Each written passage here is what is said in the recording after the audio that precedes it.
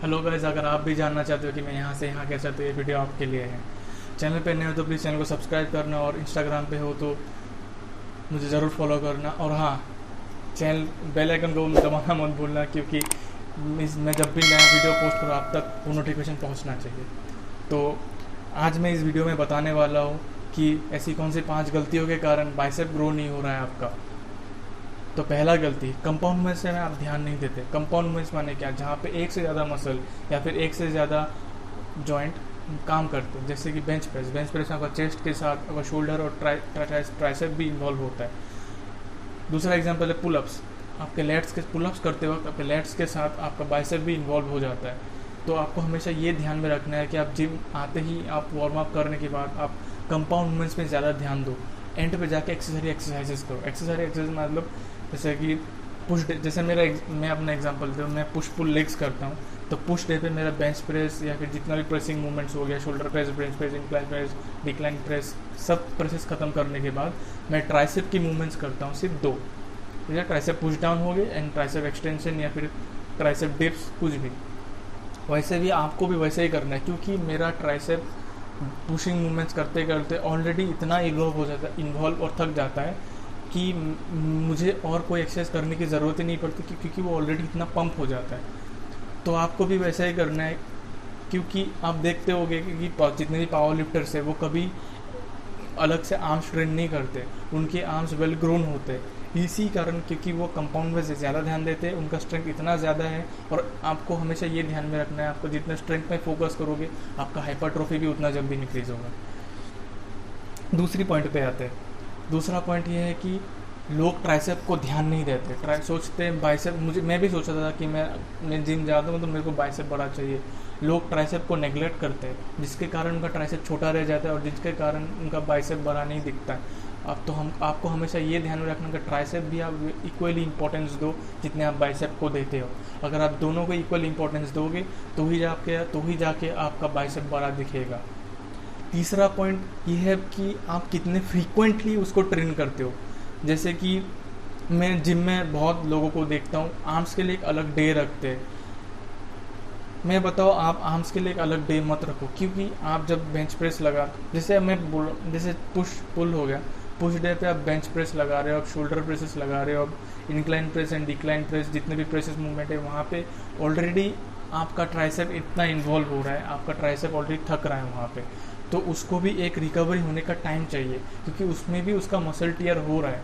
तो एक muscle tier होने के बाद एटलीस्ट मसल को रिकवरी होने के लिए जो बंदा परफेक्ट डाइट पे एंड रेस्ट पे, अच्छी डाइट एंड रेस्ट पे है, उसको 2 से 3 दिन लगता है रिकवर होने के लिए। तो सबका डाइट या सबका रेस्ट ऑन पॉइंट नहीं रह रहा है। तो आपको हमेशा ये ध्यान में रखना है कि आप आर्म्स को इतना ट्रेन ना करो कि वो ओवर ट्रेनिंग हो जाए। आप ऐसा कर सकते हो कि पुश डे पे आप प्रेसेस लगा लिए, प्रेसेस करने के बाद आप एक्सरसाइज कर लो। लास्ट में ट्राइसेप डिप्स हो गया या फिर ट्राइसेप पुश डाउन हो गया या फिर close grip bench press is the best exercise to grow the tricep. Close grip bench press करोगे आपके तीनों हेड पे लगेगा। ट्राइसेप पुश डाउन करोगे तो आपको तीनों हेड पे हिट होगा। ट्राइसेप डिप्स करोगे तो आपके तीनों साइड पे हिट होगा। आपको अलग अलग ट्राइसेप के मसल पे अलग अलग एक्सरसाइजेस नहीं करने का ज़रूरत है नहीं। तो आप मतलब वही है कि मतलब आप अलग से आर्म्स डे ना रखो, क्योंकि आपका आर्म्स ऑलरेडी पुल और पुश डे पे इन्वॉल्व हो ही रहा है। पुल डे पे आप पुलअप्स कर रहे हो, डेडलिफ्ट्स कर रहे हो, आप बेंट ओवर कर रहे हो, वहाँ पे आपका ऑलरेडी बाइसेप थक रहा है। तो उसका मतलब उसको भी रिकवरी होने का ज़रूरत है। तो आप अगर उसको अलग से आर्म्स में ट्रेन करोगे 1 से 1.5 घंटा, वो ओवर ट्रेन हो जाएगा। तो इससे अच्छा पुश पुल लेग्स करो। पुश पे आप लास्ट में ट्राइसेप रख दो, पुल पे आप लास्ट में बाइसेप्स रख दो, खत्म। चौथा पॉइंट जो मैं मानता हूँ सबसे इम्पॉर्टेंट पॉइंट है कि वो डाइट पे ध्यान नहीं देते। अब बहुत लोग को ये पता नहीं होता कि उनको कट करना है कि या फिर उनको बल्क करना है। मतलब जो एक्टोमॉर्फ है उनको हमेशा प्रोटीन इंटेक है, चाहे वो एक्टोमॉर्फ हो या फिर चाहे मेसोमॉर्फ हो या फिर चाहे एंडोमॉर्फ हो। आपका मसल बिल्डिंग के लिए आपको प्रोटीन ही चाहिए, चाहे आप जिम जा रहे हो या फिर आप कार्डियो कर रहे हो, फिर कुछ भी स्ट्रेंथ बेस्ड एक्सरसाइज कर रहे हो, फिर या फिर कुछ भी कार्डियो स्ट्रेंथ एक्सरसाइज कर रहे हो, आपको प्रोटीन ही चाहिए। रिकवरी होने के लिए। Protein is the main source of muscle recovery, ये आपको ध्यान में रखना है। ना ही आपका कार्बोहाइड्रेट्स मसल रिकवरी कभी नहीं करेगा।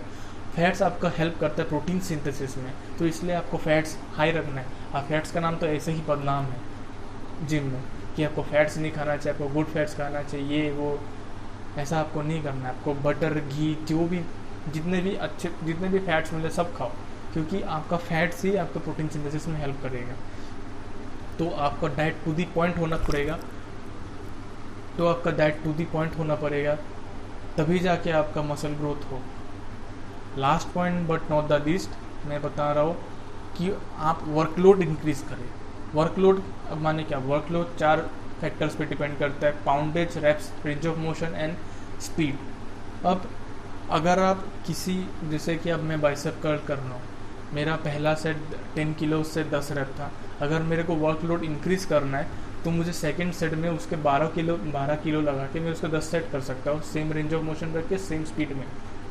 अगर मेरे को पाउंडेज नहीं बनाना है, अगर मेरे को वर्कलोड इंक्रीज करना है, पाउंडेज सेम रखते हैं, रेंज ऑफ मोशन सेम रख के, स्पीड सेम रख के मैं रेपिटेशंस बना सकता हूँ, तभी भी आपका वर्कलोड इंक्रीज होगा। अगर आपको पाउंडेज भी नहीं बनाना, आपको रेपिटेशंस भी नहीं बनाना, आप रेंज ऑफ मोशन को बढ़ा दीजिए। आपका रेंज ऑफ मोशन जितना फुल होएगा, आपका वर्कलोड उतना ज़्यादा होगा। अगर आपका रेंज ऑफ मोशन भी सही है, पाउंडेज भी सही है और आपका रेपिटेशंस भी सही है, आपको कुछ करने का ज़रूरत नहीं है, आपका ऑटोमेटिकली वर्कलोड बढ़ रहा है। और सबसे मेन पॉइंट, स्पीड। अगर आपको तीनों को नहीं बढ़ाना है, तीनों को कांस्टेंट रखना है, अगर आपको स्पीड को बढ़ाना है, हमेशा स्पीड एक ऐसा एक कंट्रोवर्शियल है कि कोई नहीं, ज़्यादा से ज़्यादा लोग बोलते हैं कि स्पीड हमेशा स्लो रखना चाहिए। ये ऐसा कोई बात है नहीं है, अभी तक साइंटिफिकली ये प्रूवन नहीं है कि स्पीड कम रखने से आपका मसल ग्रोथ ज़्यादा होता। क्या आप बेंच प्रेस लगाते वक्त स्पीड स्लो करते हो? क्या आप डेडलिफ्ट लगाते वक्त आप स्पीड स्लो करते हो? स्क्वाट्स लगाते वक्त स्पीड स्लो करते हो? शोल्डर बारबेल प्रेस जो लगाते हो स्पीड स्लो करते हो?